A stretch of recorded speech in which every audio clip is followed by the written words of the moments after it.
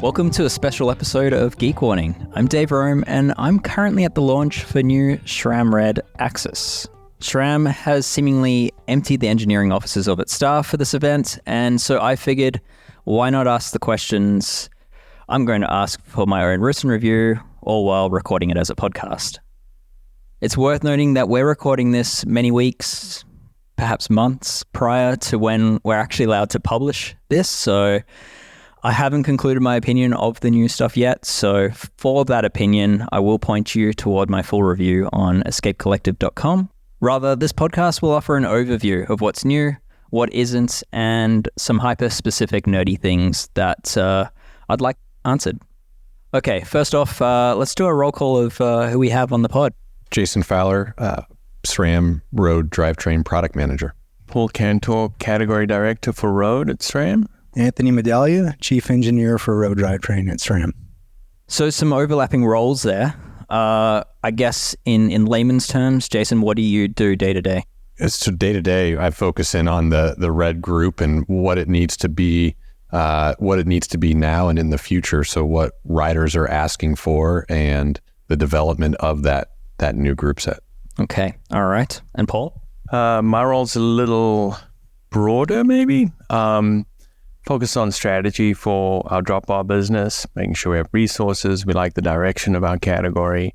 And how beach racing is growing, right? Beach racing is not currently on the agenda. Okay, we've been talking a lot about beach racing. Apparently, it's a hot topic within the SRAM offices, I'm told. I'm one of the reasons we're not more heavily involved in beach racing. I've been driving us towards different technologies. That's a shame. Yeah, That's a we shame. can circle back on that. Okay, all right. Anthony? Yeah, in short, I'm responsible for making sure all the components we develop work well together. Okay.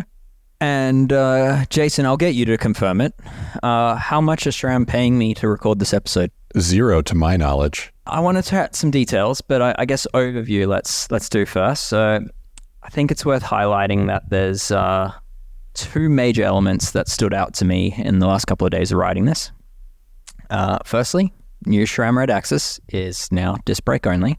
Secondly, all the new parts are backwards compatible with SRAM's pre-existing SRAM AXS 12-speed stuff. So basically anything running that flat top chain on the roadside, on the drop bar space, all these new parts are backwards compatible, which means that while the new group is disc brake only, the old stuff, might be fine to use with the new stuff. So if you've got shifters and brakes with rim brakes, you can probably run everything else that's new. And then the other big thing for me is the batteries are completely unchanged, which is pretty cool because we're talking about the same battery fitment from when you first went electronic shifting. And that plays into the backwards compatibility. But we know, the batteries are consistent across all of the AXS groups. So from the new Red AXS group down to Apex AXS, right? You can interchange those batteries. Very simple, easy to use for the rider. Yep. And other components too. Yes. Yep. Okay. All right. So with that out of the way, let's talk big picture about what you're launching. So, what can you tell me? What are the big stories here? So the new Red AXS group set, completely new group set from new shifters, right? Really big focus on the ergonomics of the controls, improvement in braking, improvement in a reduction in weight overall. Red AXS comes in as the lightest electronic group set on the market. Further refinements in the front and rear derailleur, the crankset, we've shed weight off of every component. But I think as you may have experienced in the rides over the last few days, something that you notice straight away is the nice ergonomics on the hoods and the braking, less effort, one finger braking on some of the technical descents we've been on. Okay. All right. And then in addition to, I guess, the Red AXS, there's a few other new bits and pieces floating around. What else? Yes. So also is the new Zip SL80 race handlebar, as well as some new tires. Which is a partnership with Goodyear.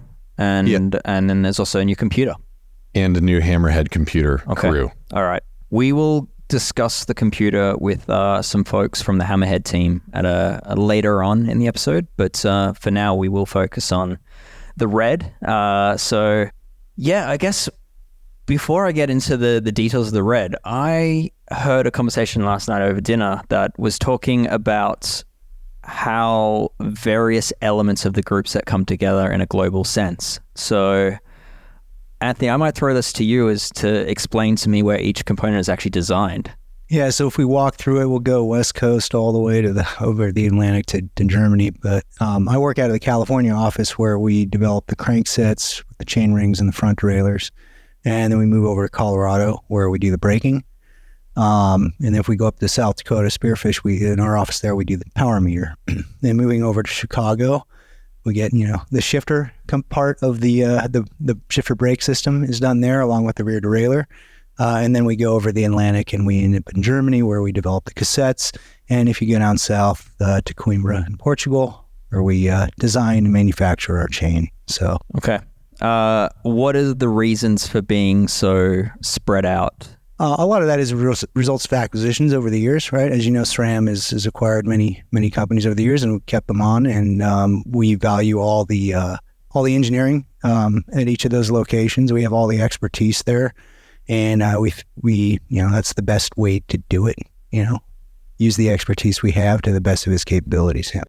It's refreshing, but it's also very unusual when you see companies acquire other companies. Typically, they merge that staff into a central location, and some people move and other talent is left behind. But yeah, SRAM seems to basically keep those offices running and keep those staff involved for almost life. I guess that is very much a purposeful strategy with acquiring companies.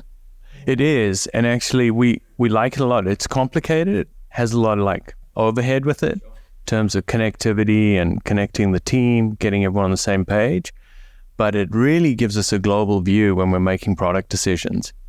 We felt if everyone was in one location, we'd start to get this group think going, and we wouldn't sort of pressure the projects in the same way. This way, we have a really diverse team working on it, get a lot of different opinions, a lot of discussion and debate, but we get a better product for it. Yeah, okay. I'm going to ask you to throw someone in front of the bus. What was the last component / region to have their piece ready for the group? Oh man, who was last?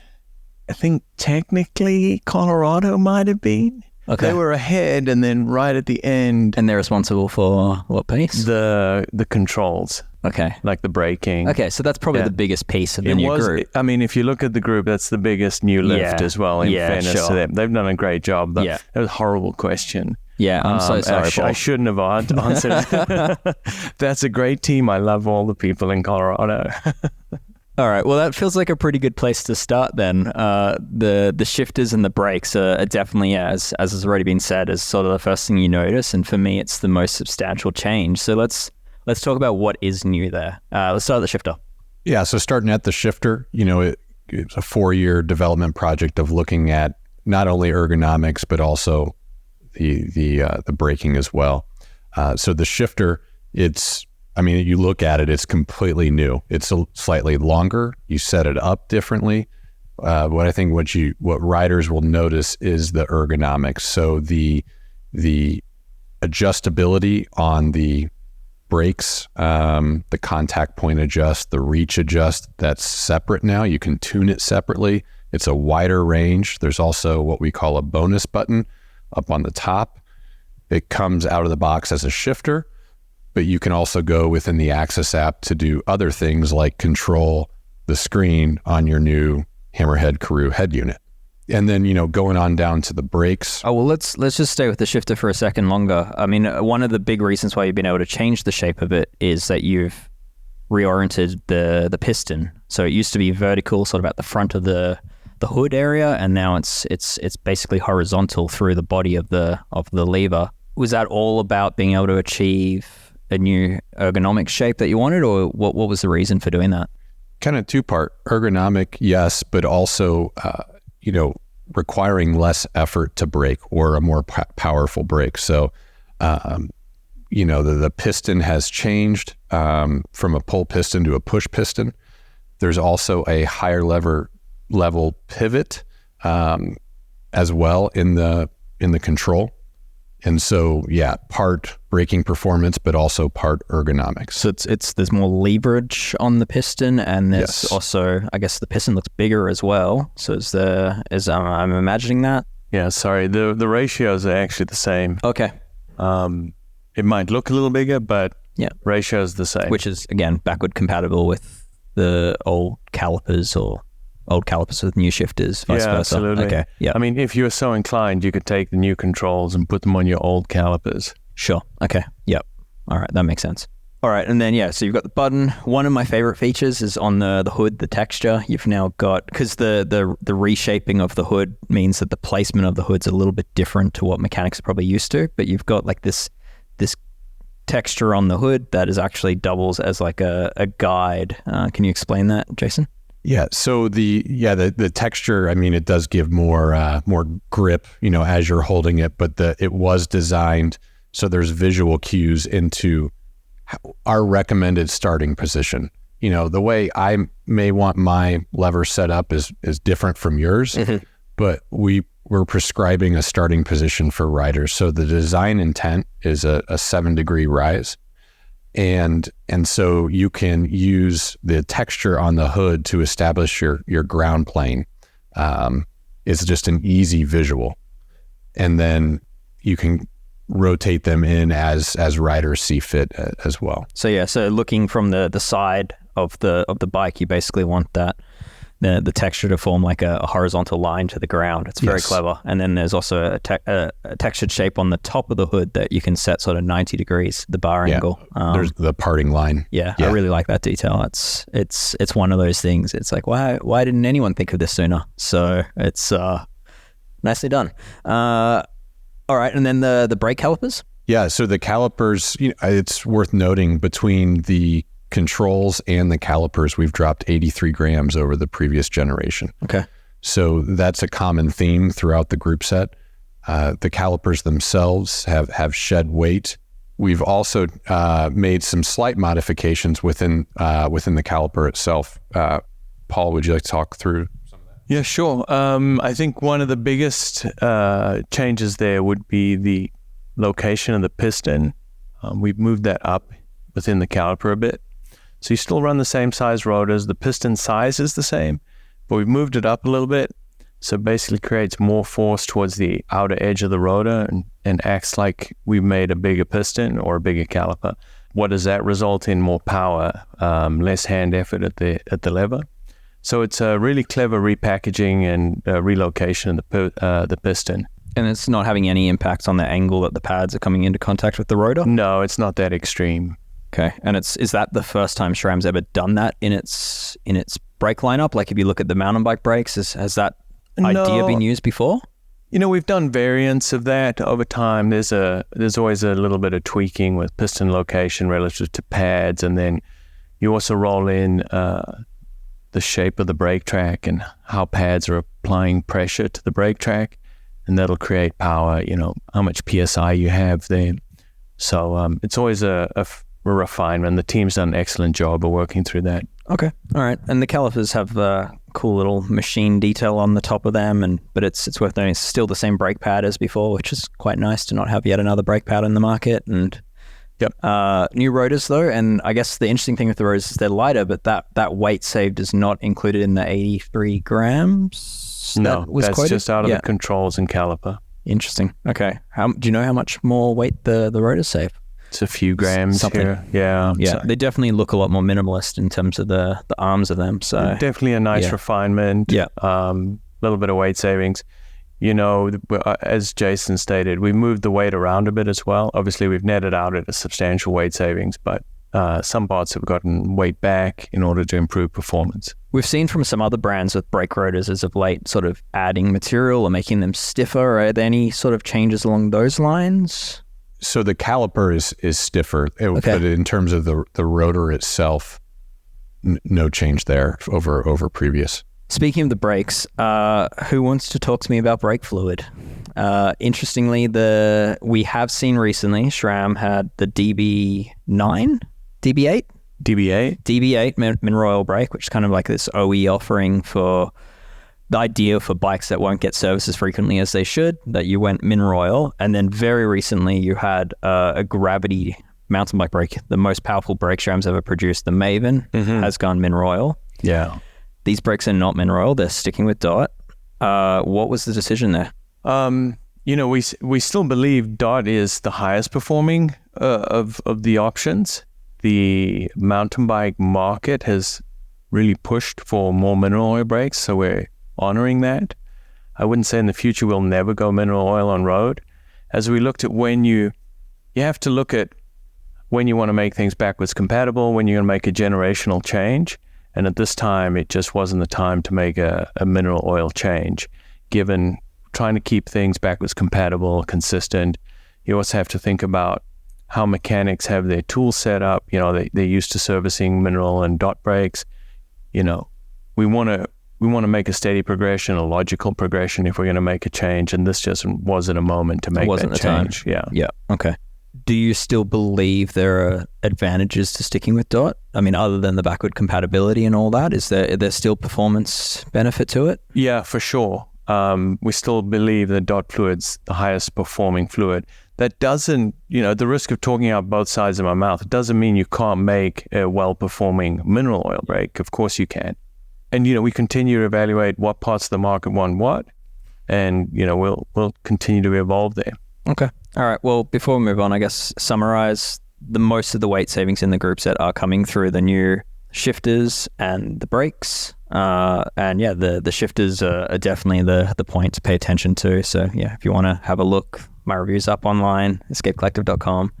Check that out. I think that's certainly the big talking point here. But I'm going to move on to something else that is also going to be a big talking point, which is the previous generation of Red AXS introduced the idea of integrating chainrings into a power meter.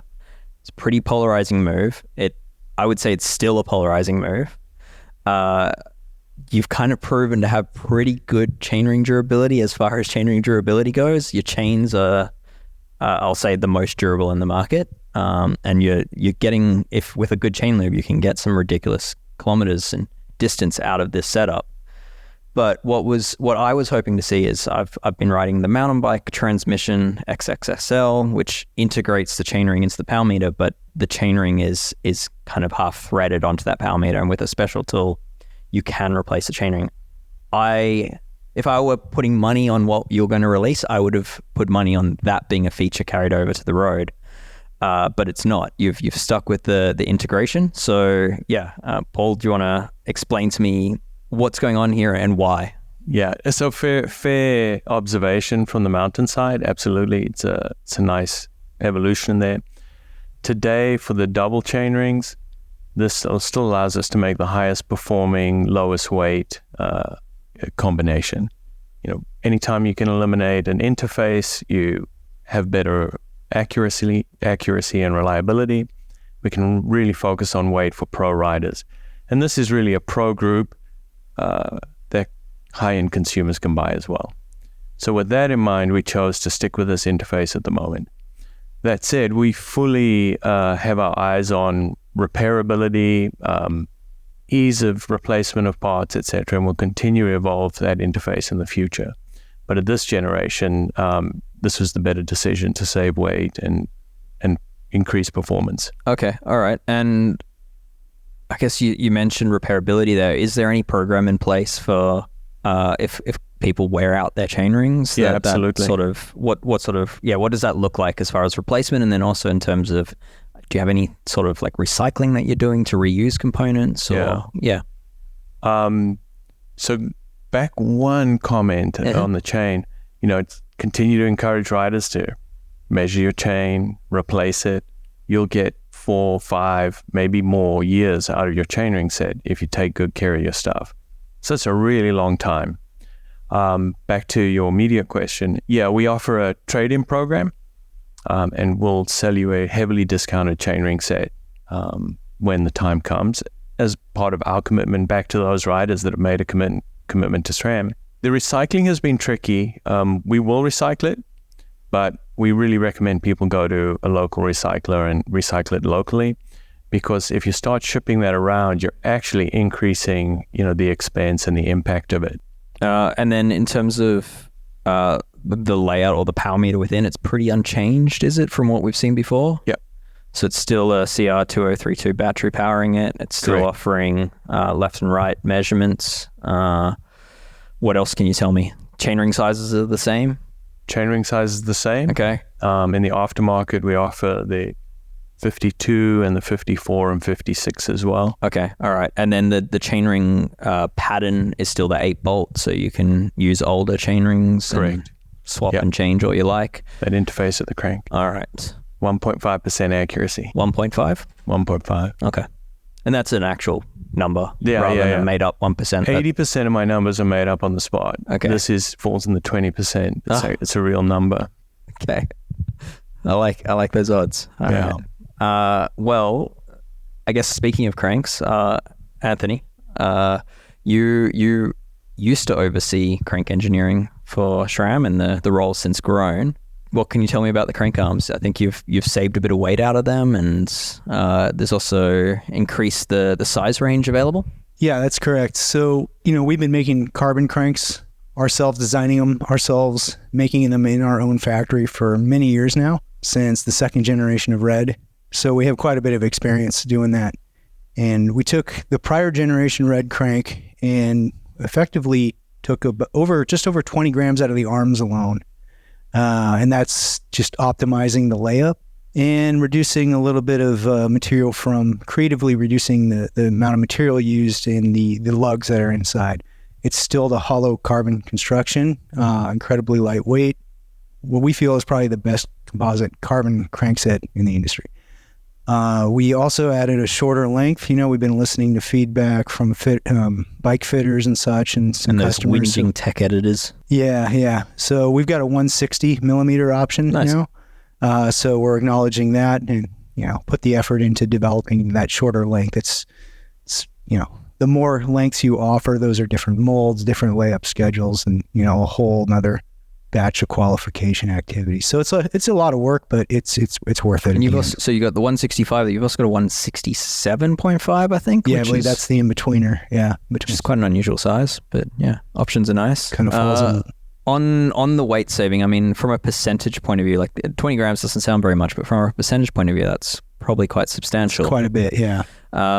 Any loss of stiffness? Marginal at best. Like I said, we remove some of the weight from the lugs, which don't really contribute Okay. to this stiffness, but a little bit of composite reduction, but in the right places, in the right ways, it has minimal effect at all. So if you had a lab to test this, you might be able to see it, Yep. but not on the road. Oh yeah. Yeah. I bet if you blind tested, I don't think anyone would notice a difference. Okay. It's so small. All right. I guess, yeah, on the topic of drive chain, cassettes are basically a cosmetic change as far as the physical cassette goes, but there are new sizes. Yes, so there's a lot of carry forward from the previous offering of cassettes. We've added in a 1030 and a 1036. Nice. So that 1030, what drove that decision? Riders, Okay. the market, listening to the market, whether that be the Pro Tour riders or riders like us. We're constantly in those discussions and listening. And so, really nice step gear progression there.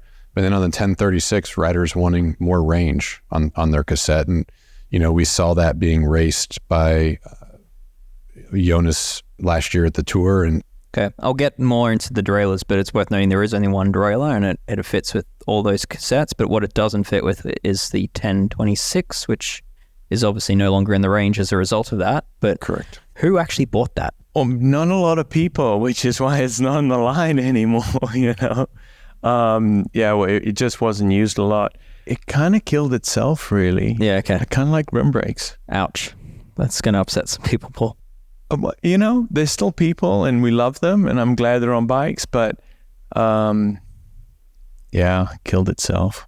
The chain's new. It's basically, if I didn't know better, I would say it's just the XXSL chain. But what's the difference versus the new SRAM Red chain versus the XXSL transmission chain that's already in the market? I mean, it's got the same sort of look as far as the cutout plates. It's flat top. It's got hollow pins.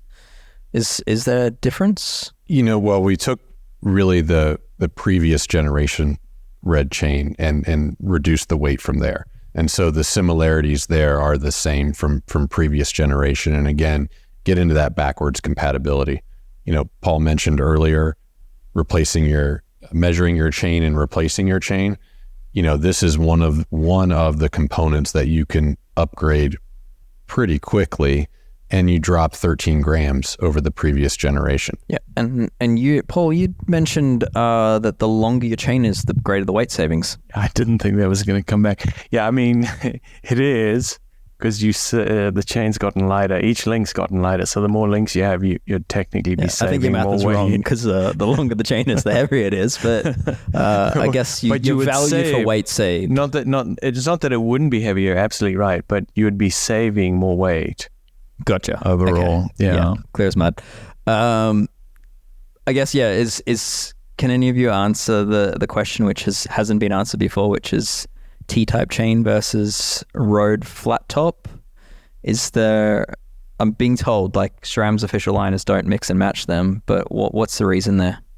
Well, the T-type chain, we have the hard chrome plating on all the T-type chains, which we require for use on the mountain bike group sets. It requires what, sorry? It's required for use on the mountain bike group sets for ultimate durability. Okay. If you go down the line in the road flat top chain portfolio, you get down to Rival, where the hard chrome plate is not available at that one. So that kind of breaks that. Okay. When you get down to there. Okay, but dimensionally, are they basically the same? Yeah. Same chain, and there's like lateral movement is kind of the same thing. Yeah. Effectively. Is it as simple as like T-type, the entire transmission on mountain bike starts with a 126 link chain, and it uses an app to size the chain, and that road doesn't use that chain length? It's really to the chrome plating that Anthony and the durability that Anthony was talking about for e-bike use. Okay. It'll work, but you're not going to get the durability with a motor that you're going to want. Okay. All right. So if you're stuck in Mallorca and your chain broke, you're going to be fine. Yep. Okay. But it's not going to last and satisfy the rider in the same way. Okay. All right. But say you're stuck in a mountain bike destination with your road bike. I'm sorry for you, and you break your road chain, you can pick up a transmission chain in theory, and it'll do the things. Okay, all right, okay, cool to hear. Let's talk derailleurs. There's some new stuff going on here. I mean, from afar they look very similar, but you get into it, there are actually some pretty cool upgrades. I want to start with the front. So historically, SRAM has copped a little bit of flack for drop chains, and I feel like you've rectified that in recent generations. Like you probably are past that. I haven't dropped a chain on a well-adjusted SRAM derailleur for quite a few years now, but there are still people out there that don't have the adjustment quite right, and it still is a problem. Shimano is the same. There's a lot of scratch cranks out there with Shimano Di2. I'm going to say it, and the tolerances on these are pretty tight, so the adjustment is important. But what's new with that front derailleur? So the front derailleur, first off, it's a narrower cage, and it's designed only around disc brakes, whereas previous generation was disc brake and rim brake. So you have different spacings here, one spacing in chain line. So the one other thing, the setup, super easy. So we have a setup tool on the previous generation. That was designed after that front derailleur. With this front derailleur, we designed the setup tool at the same time. And so you were talking about being set up properly. We really focused in on that ease of setup. So that was a big focus. And so, hopefully what you've experienced on the rides the last couple of days is that it's a more precise front shift. Yeah. So 24 people at this launch, including SRAM staff, is it? Is that? Yeah, about. Yeah, I haven't seen a single drop chain, and quite a few people trying to. So, I mean, that's a pretty good track record. So I mean, it seems to be working. Whatever the changes you've made here, but that setup's a new tool, which helps with it. But it's also the wedge I like. Now you can. There was always so for people familiar, I'm sorry to bring up Shimano again, but for people familiar with Di2, there was a support bolt that you'd screw in a hex key, and that would push against either the braze-on mount, but most support bolts didn't. Most derailleurs would miss that braze-on mount, so you then had to have this little silly metal tab that always falls off that you'd stick in place and then put the screw in. For SRAM, you had this wedge system that you'd mount to behind the derailleur, and the wedge would provide the support. Pretty stable, but it was also on a lot of bikes with deeper seat tubes. That wedge could only be installed with the derailleur off the bike, which was quite annoying. You fixed that. That wedge now installs from the front. Installs from the front. So again, that ease of use of install and adjustment.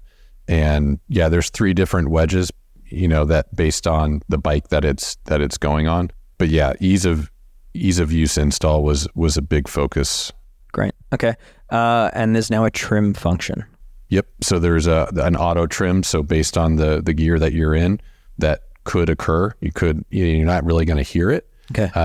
But how much is it moving? I'm going to pass that over to Anthony. Yeah, it would vary by gear. Okay. Yeah, but on the order of, I think we're running like 1.8 millimeters closer in some gears and 0.8 versus the prior generation. All right. Okay. So yeah, that allows you to just set the derailleur up a bit more aggressively because you're not rasp limited. Sure. And the narrower cage just controls the chain a lot better. I think one of the common complaints we heard is that narrow window of adjustment, and it'll either overshift or it won't shift. And I think we've made some dramatic steps to improve that. Okay. On that trim, my understanding is that trim feature is actually built into the derailleur, so it's not something that you're just going to update on the firmware for pre-existing Red groups and all AXS groups. It's like you have to buy that derailleur to get that feature? Yeah, so it goes hand in hand with effectively the hardware. Remember, the cage is narrower, so it's based off that cage, so it goes one-to-one with that.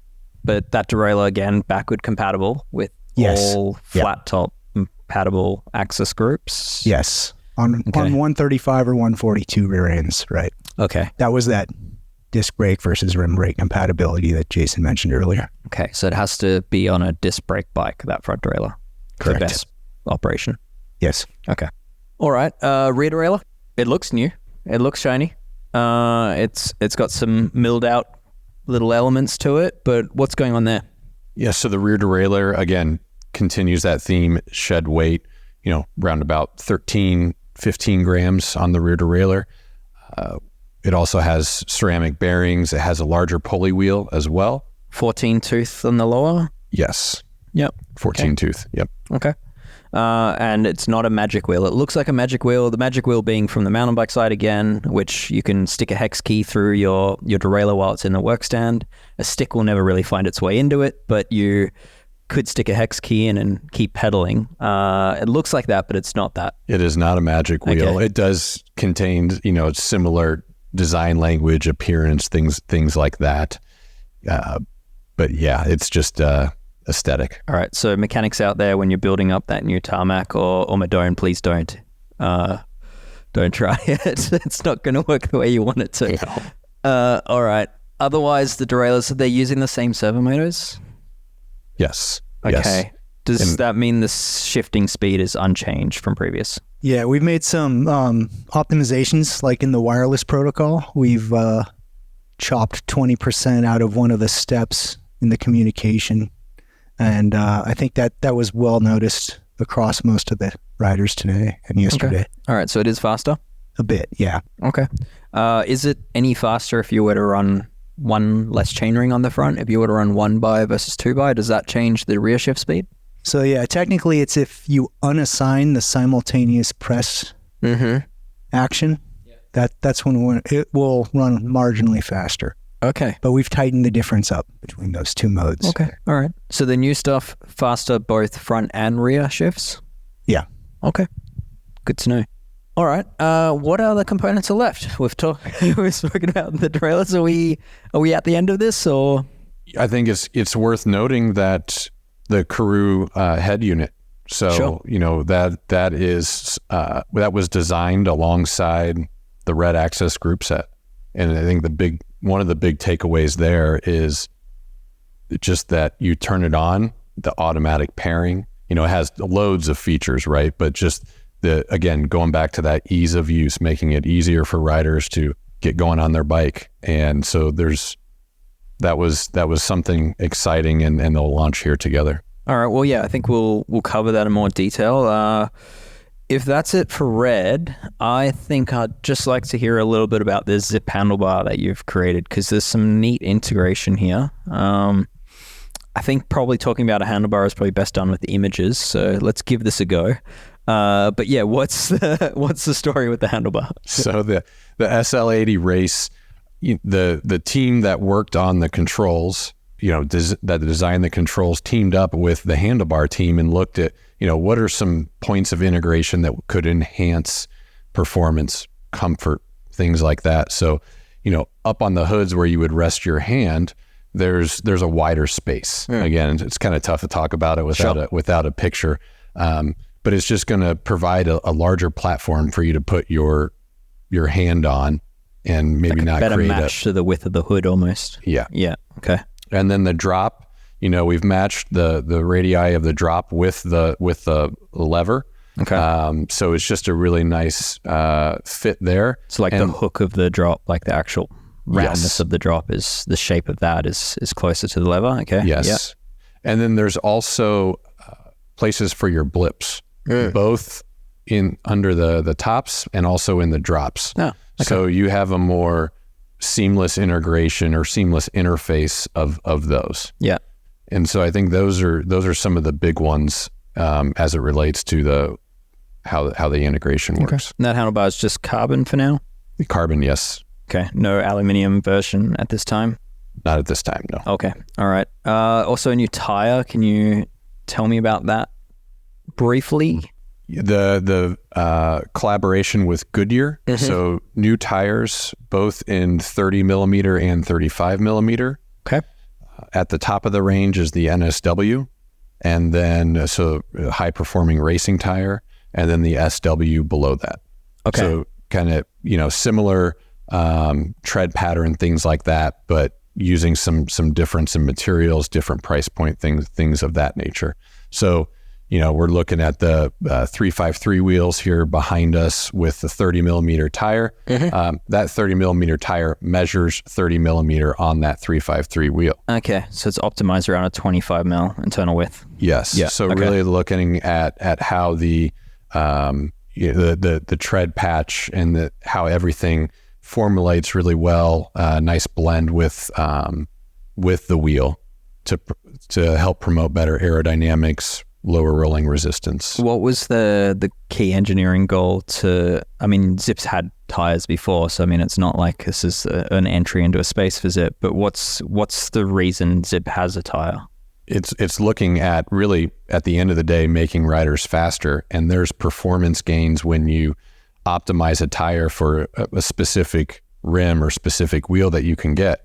It's not just aerodynamics. It's not just rolling resistance. You get into things like vibration losses. Zip's done a lot of studying on that.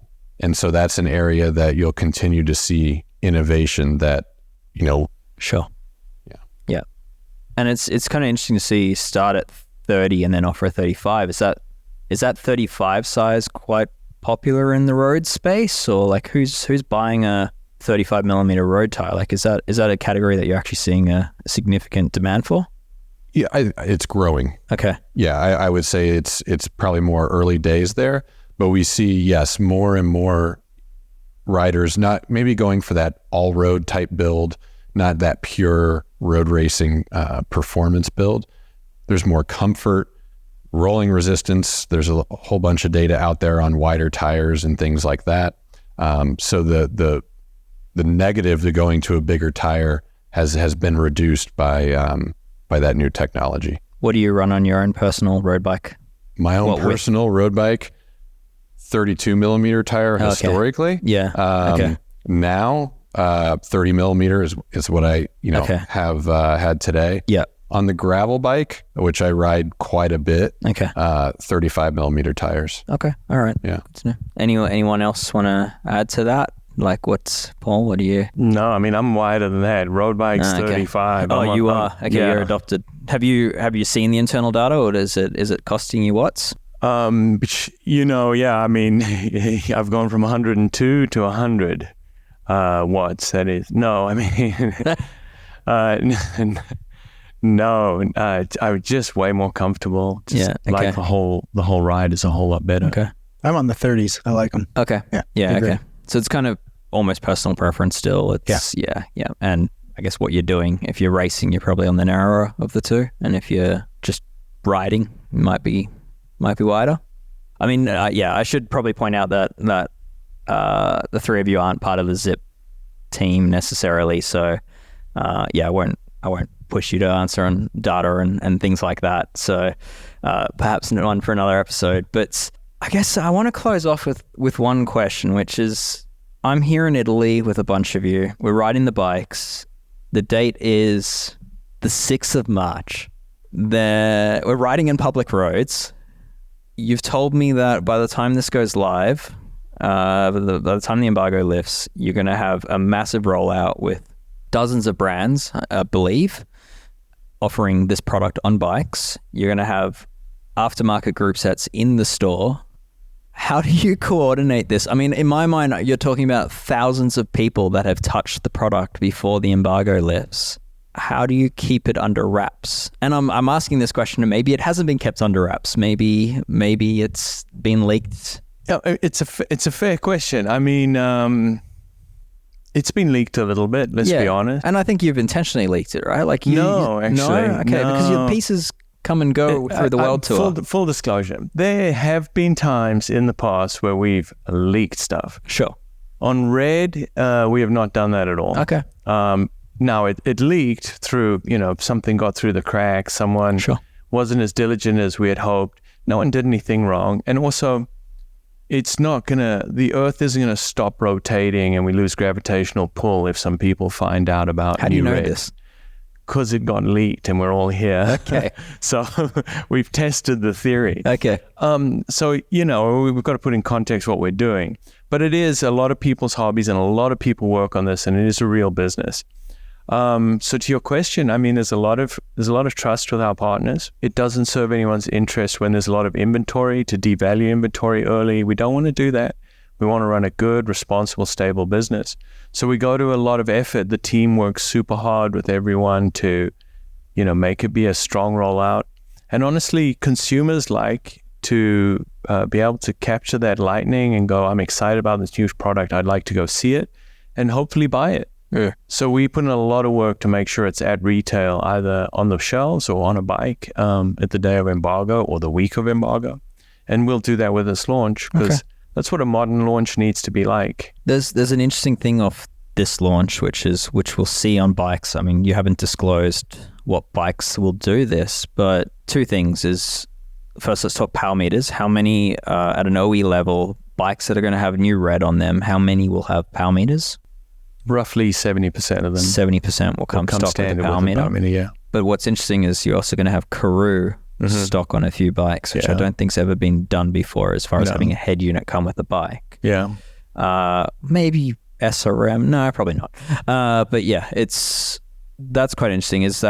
Where's that coming from? Where's the demand for that? It's a little bit experimental, I'd say. But I think if you're buying a bike of this price point or caliber, the expectation will likely be in the future that it comes complete. And by that, I mean you're delivered a bike that has a great experience. The head unit's connected, everything's working. It's a really polished experience. So we're testing that. It wasn't that long ago that bikes didn't come standard with power. And SRAM changed that paradigm. We're testing that out now with head units. And I think at this price point and caliber of consumer, it's fair to offer them more value. So you get a head unit, but not time pedals. You do not. Now, pedals are really, really, very personal. Very personal, yeah. Sure. A well-functioning head unit, I think everybody can appreciate that. Okay, all right. Can you talk new Red components, can you talk a bit about the plan with pre-existing stuff in the Red range? Has that already ceased production? What are the plans there? Like, is it from here on out, anyone with a previous Red group set, if they have any issues, they will now just get moved slowly piece by piece to... No, we will support what they have for at least 2 years. Okay. I think we have a great reputation for taking care of customers, riders, more importantly. So we'll continue. We're winding production down. Okay. But then Embargo's May 15th, and we'll continue to produce for several months after that, the current Red. In red components. Yeah. Wow. And Okay. then That's those unexpected. will be kept on shelves and around the world so that people can get like-for-like replacements for a number of years. Wow. And then after that, they'll probably move to this generation if someone has a need. Yeah. That's unexpected because given the backwards compatibility, I would have just assumed you'd just be like, done if you want, if you need a new derailleur, just get the new one. Yeah, except, there are some slight visual differences. Sure. And people like to keep their bike complete, if you will. Yeah. So we want to honor that as best we can. Okay. All right. We did race the cassette and the crank arm at the tour last year. So technically parts of this group have won 2 Grand Tours, the Tour and the Vuelta already. Okay.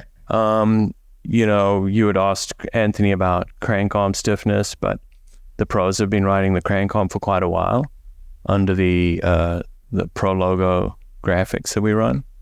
So it's been out in the world in various shapes and forms for a while. So I think we're in for a pretty fun rollout. Okay. All right. Well, thank you. I think we'll call it there. And still another ride to be had and many weeks of review testing this product still to come for me. So yeah, please check out the full review, escapecollective.com. And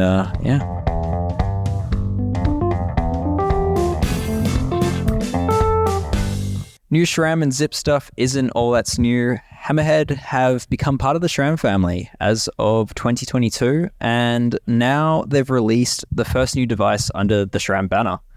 So to talk about what's new and why, I'm sitting with some key members of the Hammerhead team. If you're keen for an exhaustive review and overview and all the details of this new device, then I'm probably not the right person, so instead I'll point you to friends of Escape Collective, DC Rainmaker and GP Llama, who are undoubtedly going to have far deeper dives than I do.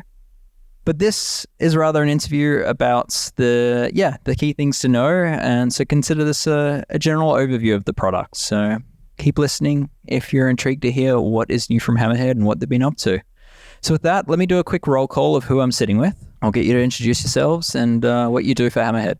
Yeah, my name is Brendan Stover. I'm the software engineering manager for the Hammerhead team. So we cover all of the software on the device itself, the Android stack, down to the firmware, our web dashboard, and our cloud infrastructure that supports all the integration between all of our products. I'm Casey Wojtaski. I am a senior tech support rep, and my main role is working with consumers, pro teams, athletes, and editors. Showing me how to sync the buttons of things. You do Okay, great. yep. Yeah, hi, I'm Jess Brown, and I am the category director for Hammerhead. So I run that business unit for SRAM. We're going to start with Jess. Can you provide a quick explainer on what Hammerhead is and I guess where it's positioned in the market? Yeah, that's a great question. So Hammerhead is a new brand of cycling computers. We've been around for actually about a decade. This is our 4th hardware device. So this is actually the 3rd of the devices in the Karoo line. We call it the Karoo, just like Red doesn't have any other descriptors around it. There's just new Red. We are the new Karoo. And I guess, where does it fit in the market? Yeah, so our device right now, we compete against, obviously, Garmin and Wahoo. We are positioned in features and in value. We really aren't trying to go after that 1040 customer in that 1040 space of the Garmin. That is a, kitchen sink, has everything anyone could ever want in a device. We're actually really purpose-built here, trying to go for that road rider that is buying these Red group sets and these Red AXS drivetrains, really the wireless drivetrain rider. So where we're positioned right now, market is kind of below that 1040 and right around that 840 product line from Garmin. All right. And you mentioned some previous devices there. I mean, can you give a brief overview of where the brand came from, like where people might have seen the Hammerhead name in the past? For sure. So, Hammerhead actually started with our first product called the H1. That was a simple T-shaped device. It had LED lights on it, and it really just notified the rider which way they needed to turn. And it was driven by a mobile app in the phone. We learned quickly on in that development, we could do much more with a visual UI and a screen. So we went to work sourcing and finding the best screens for that experience for cyclists. Our first Karoo launched in 2018. It was a much bigger device, a much larger screen. In 2021, we released the Karoo 2, and now we're on to this new Karoo. Okay. Any, defining features these days that you'd say separate you from the competitors you've mentioned in Garmin and Wahoo? Like, what do you think makes the Karoo stand out in the market? So absolutely the screen and the visibility and the display, right? So we've got a super pixel dense display.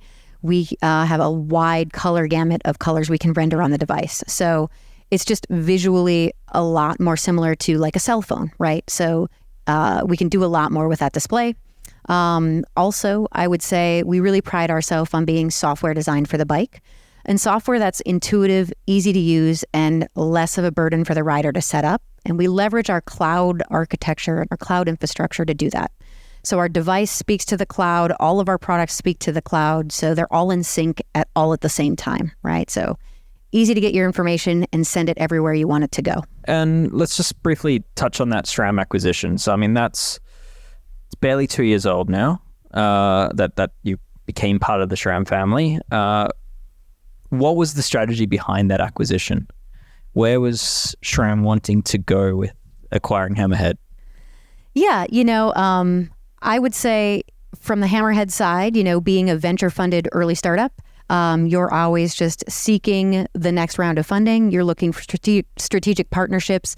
And really, when SRAM came to the table, it was just really exciting, I think, for both of us, right? SRAM creates this enormously large suite and technologically savvy suite of AXS products, right? So they were kind of the first to bring a lot of wireless drivetrain technology to the market. And in doing that, they've created both an opportunity to bring a dashboard to the bike. Those components are transmitting a lot of information. So giving riders the opportunity to see how that equipment is working for them, enter Hammerhead, right? It was a really great opportunity for SRAM and a really great opportunity for Hammerhead. And I think there's a lot more great products to come from both of us. So I guess on that, what are you launching? We're launching a new bike computer in the Karoo line. It is called the Karoo. It is really a great new device. Some of the features on the hardware side that you're really going to notice when you pick up this device, the buttons. We redesigned this entire product. We really focused in on improving the buttons over the existing Karoo 2. They are spaced further apart. They face the rider.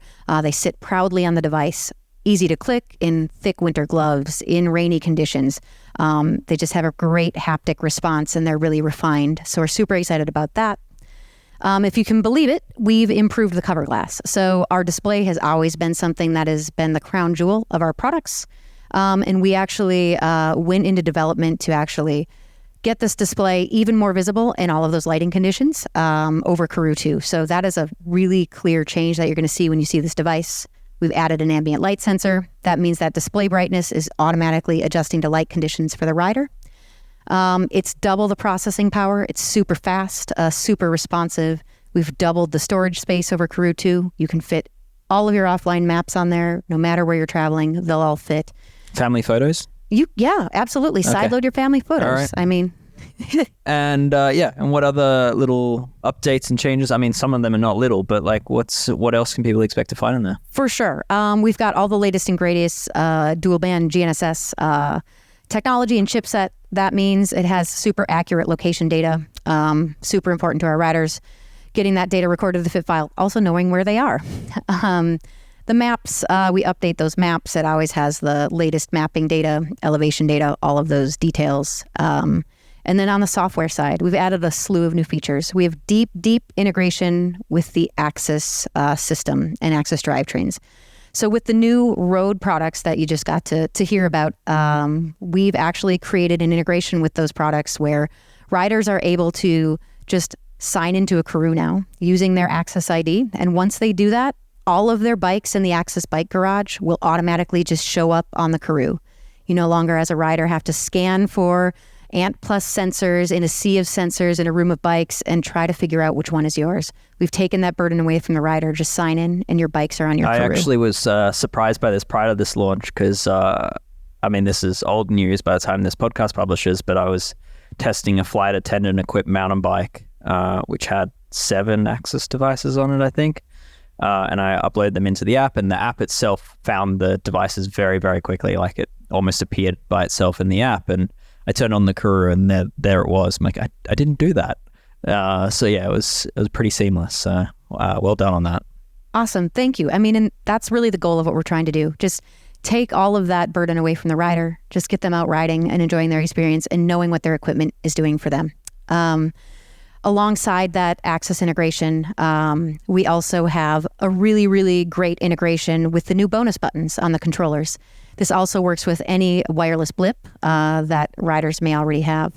So what you're able to do is do more than just swiping your screen back and forth on the head unit. You can fully control everything on the head unit from those bonus buttons. So super great mapping or experience that you can do just with the Karoo. You don't have to pull out a cell phone, do it right from the head unit.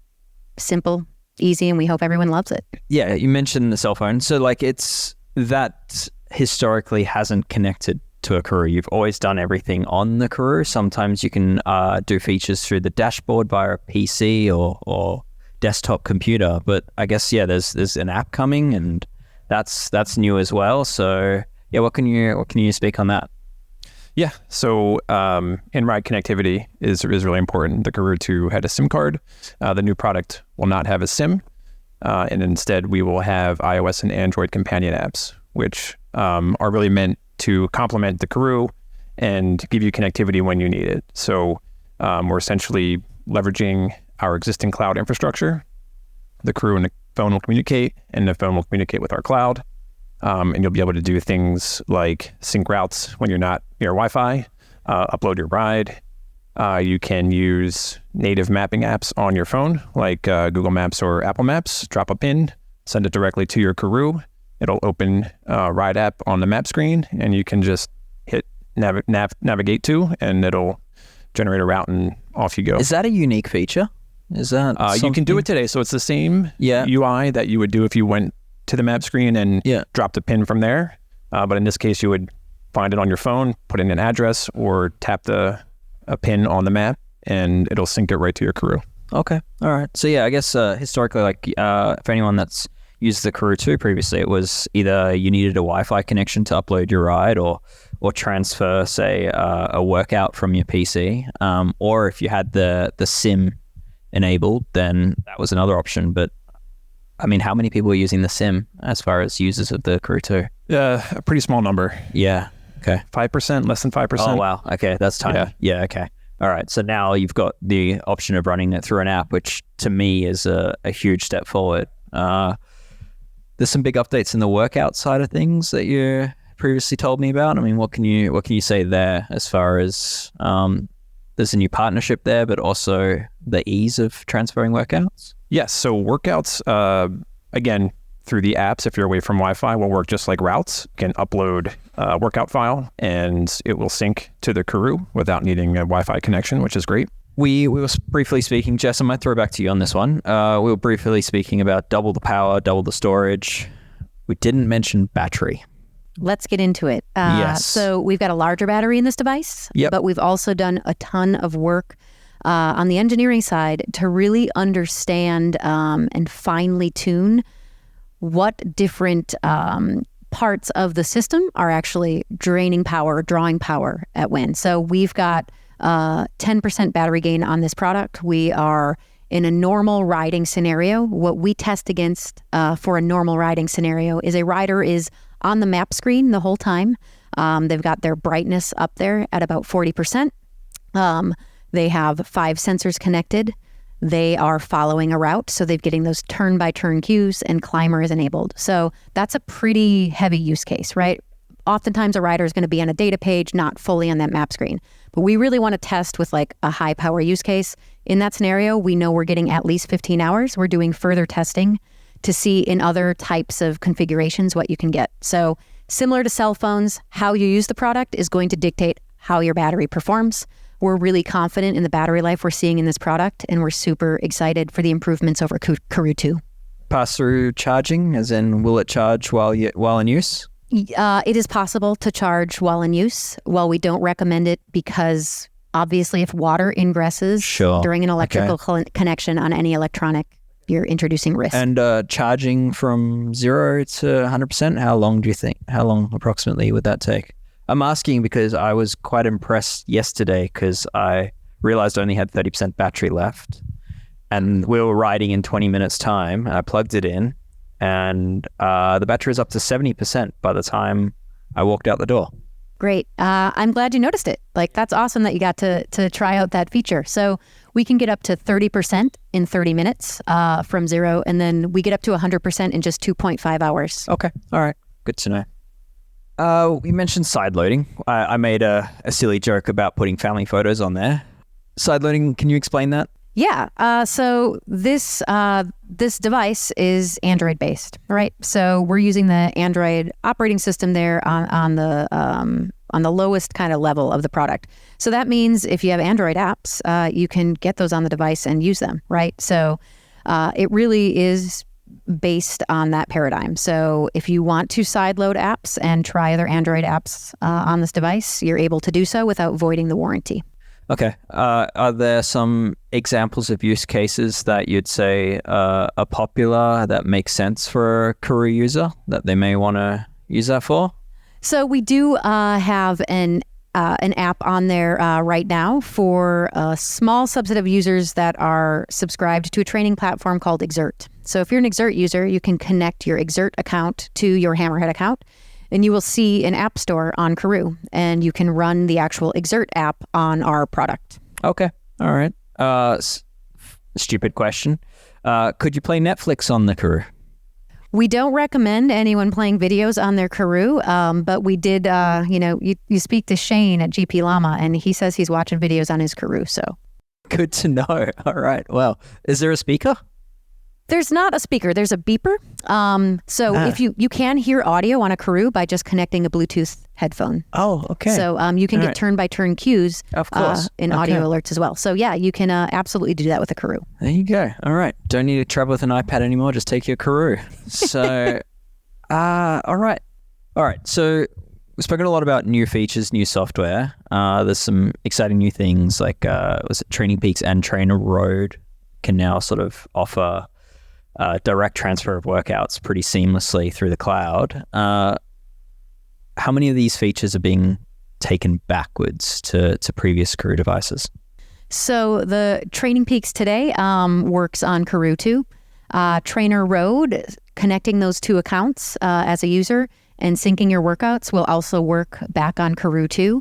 What will only work on the new Karoo is the new workout player experience. All right. And for anyone that's already bought into the ecosystem of Karoo, like what sort of ongoing support will you be offering for, say, the Karoo 2? The Karoo 2, we continue to update that. You'll see those software updates come out almost every 2 weeks. We'll continue to do that.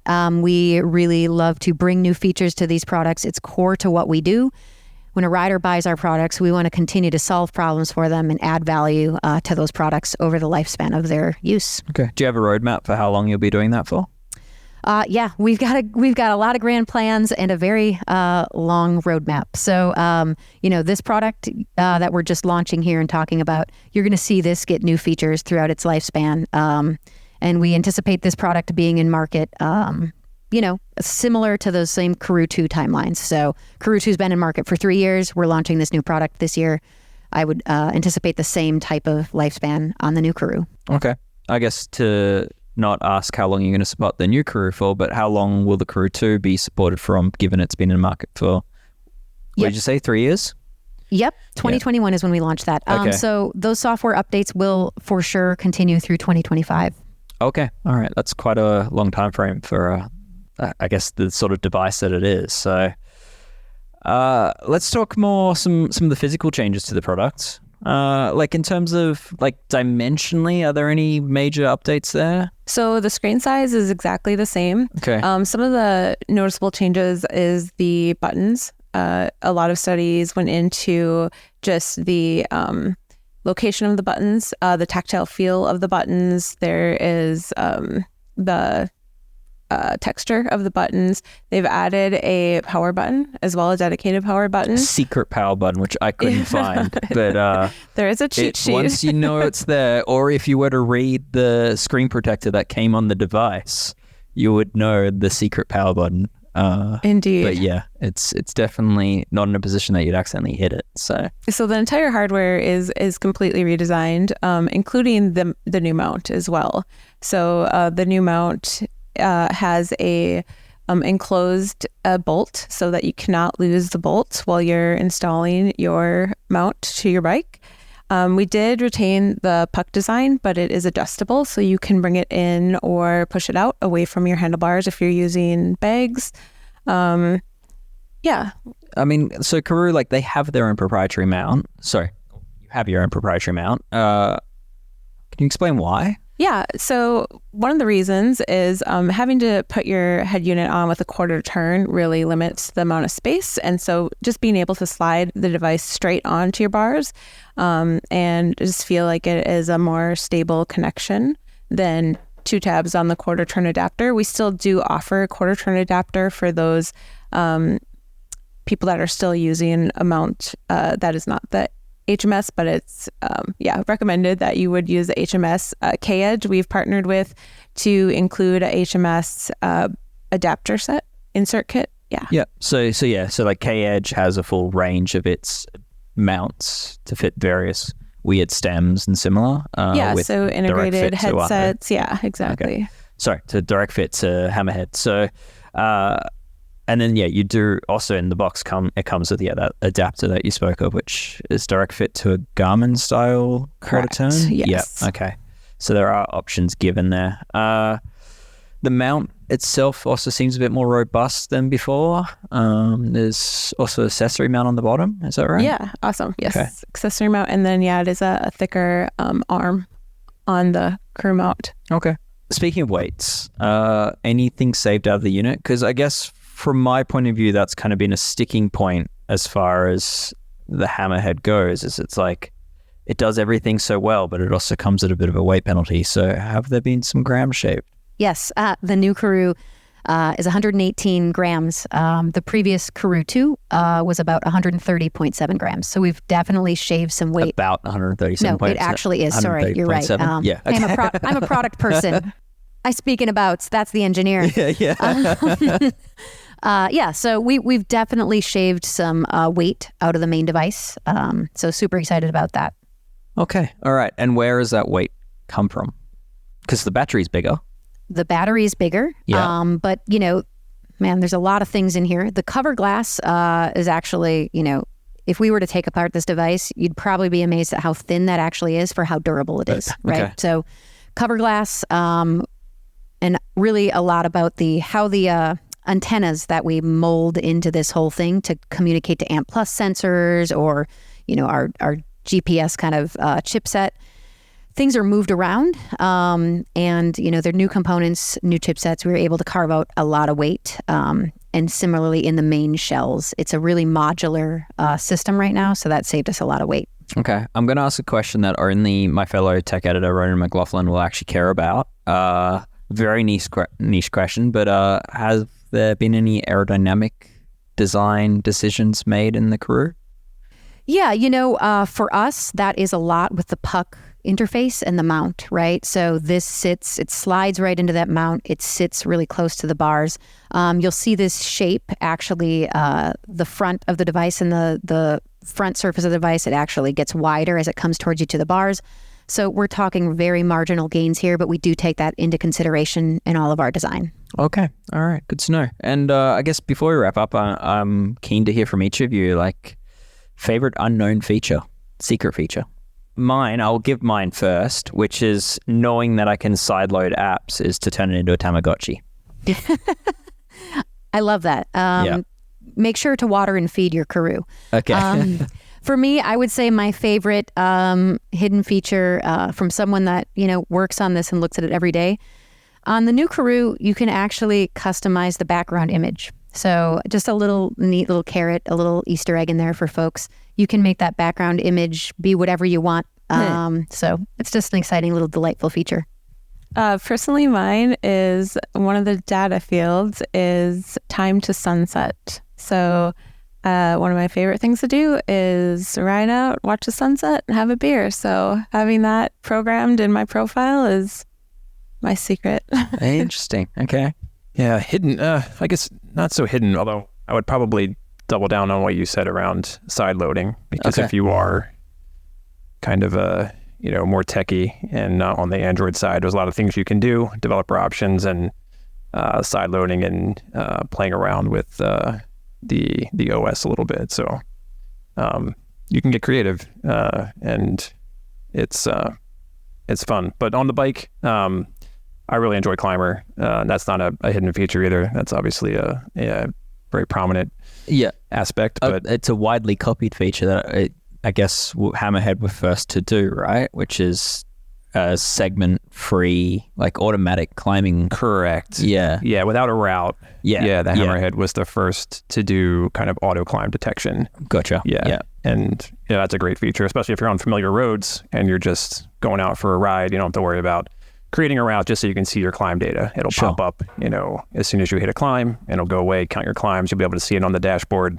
So yeah, to me on the bike, that's Okay. one of the best. Yeah. You mentioned side loading there. I'm going to be a little bit cheeky and ask what are you side loading?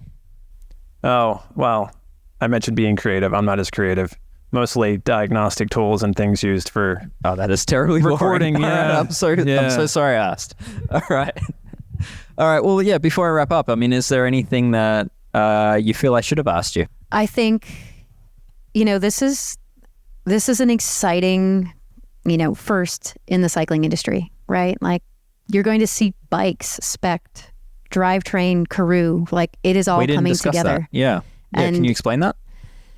These products were designed and purpose-built to work together, right? To get more information to the rider, to give them the information they need to know about all those batteries in an AXS system and how to get the most out of those SRAM products, right? So I think it's really exciting. Original equipment manufacturers see that value, they see that vision, and they want to bring that to riders. So this is the most integrated bike experience that you're going to see. And I think we're going to see, set a standard here. And I think you're going to see a lot more of this to come.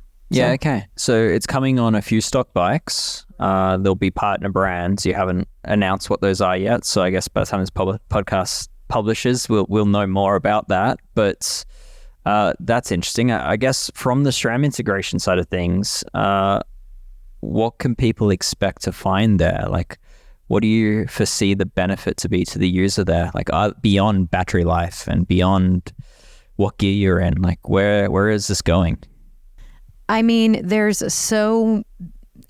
the opportunity is just huge, right? There's so much information coming from those components on the bike, right? And being able to surface them in a meaningful way and figuring out what meaningful means, that's what Hammerhead's really good at, right? So on the ride yesterday, Ray from DC Rainmaker and I were having a laugh that we'd like Karoo to be a little bit sarcastic and a little bit sassy. And maybe if you're cross-chaining it would know that you're not quite in the right gear, and it could be a little bit, have a little bit of attitude about it. Is that something in the roadmap? Well, can we get you to come in and record, screaming something sarcastic at a rider to program in to the Karoo for that scenario? I'd be happy to. All right. Well, Yeah. then I would say we can make it happen. Okay, this sounds like a plan. All right.